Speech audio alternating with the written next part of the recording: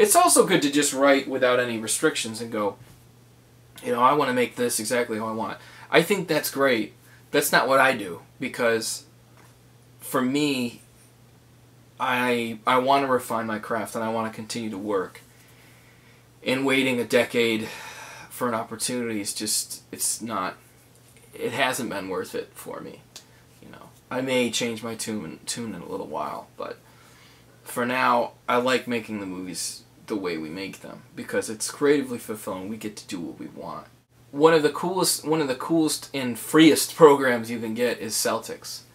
I think most people know this by now.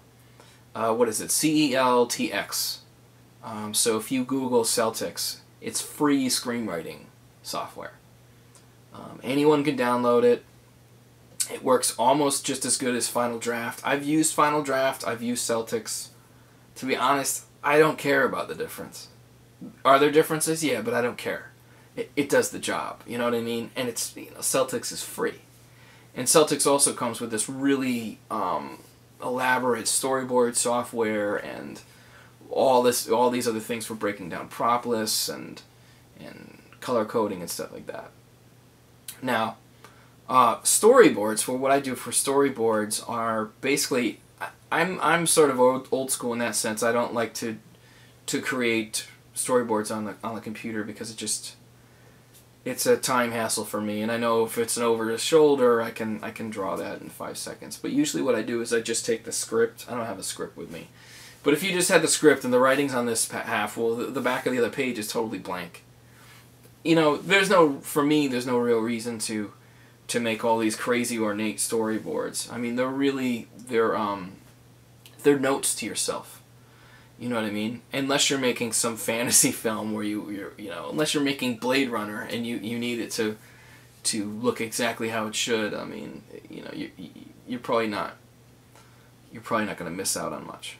So if the script was, you know, the writing was on this side, on the other side, just there, let's do that. On the other side, literally the back of the page, I would just have all these little boxes with all these little drawings.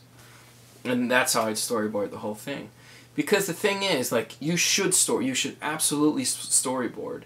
You should finish your script, look at the locations you have, get an idea of how you're going to shoot them, and then go and storyboard.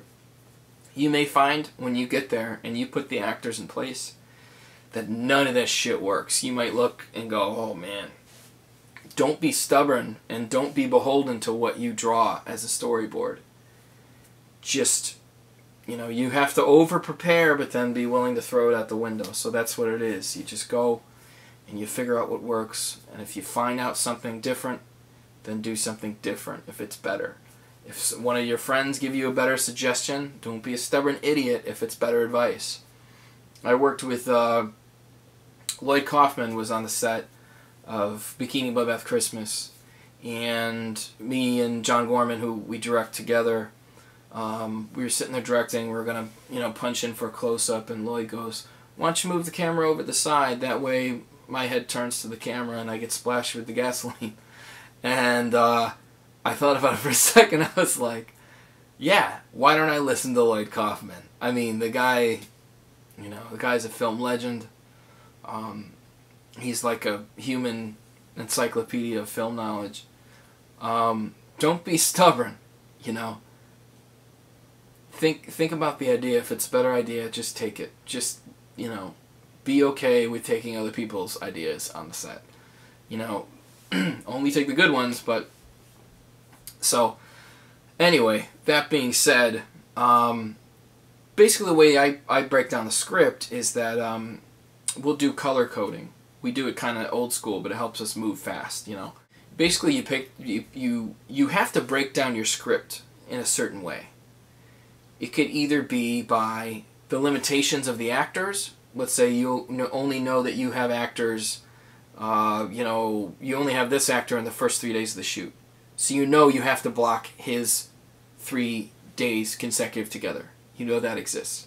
You may only have locations for certain days. You have to block those, you know, in a certain place. Oh, we only have the bank set for Monday, Wednesday, Friday, you know. And indie filmmaking without a lot of money, you're always going to have restrictions. You have to look at all the restrictions first and keep them all. I mean, even if you want to put up notes everywhere, can't do this, this actor can't do this actor can't do that. From there, you can build your shoot.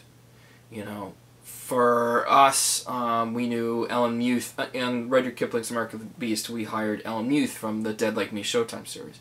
We knew she was only available for these days. So we blocked out all her scenes to shoot over the second, the second half of the shoot. So in doing that, we got the most time out of her we got the most scenes out of her time, rather. We knew we had makeup effects. So Lee Radzawan, who's a award nominee for the Syracuse Sci-Fi and Horror Awards, she does all our makeup effects. She's actually worked for Trauma, I think, on Poltergeist. She did this leper costume, which is one of the most amazing things I've ever seen, actually, in practical horror effects makeup. She was only able to do it at certain times because it was so elaborate and took so long. She had like 3 assistants working, so we knew we had limitations with there. That was another blocking, There was an overall limitation of the camp, 10 days, and that was dictated by the amount of money we had for things like, food and crew and all these other things. So you work within your limitations and you build a schedule from there. As far as blocking out days on the script and then decoding them, it's a pretty easy process. Basically, you take the script, and then basically you get like 10 different kind of highlighters, one different color for each day, and basically you go through the script and draw a big orange box around every day that represents, let's say, the first day of the shoot, day 1. It's this scene, it's this scene, it's this scene, it's this scene. And then you go through the second day, and you do the same thing for all 10 days. And then hopefully you've gotten most of it. And if you haven't, you have to start including other stuff, shift it around, give more time to this day, throw this over there. And basically you build it until all scenes are accounted for. And then from there you can literally write down the page number and all these things, which is fine. But I always like to have that physically marked script, with the highlighter around the section. We need to do this, we need to do this, we need to do this. Because for me it's just easier and it's more peace of mind that I can go, whereas like crossing off a line on a schedule, this scene, this scene, this scene.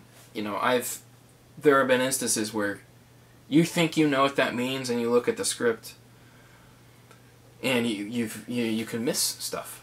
A lot of indie film is being made cheaper and cheaper every year because a lot of the basically there's a larger separation between super expensive films and smaller no-budget films.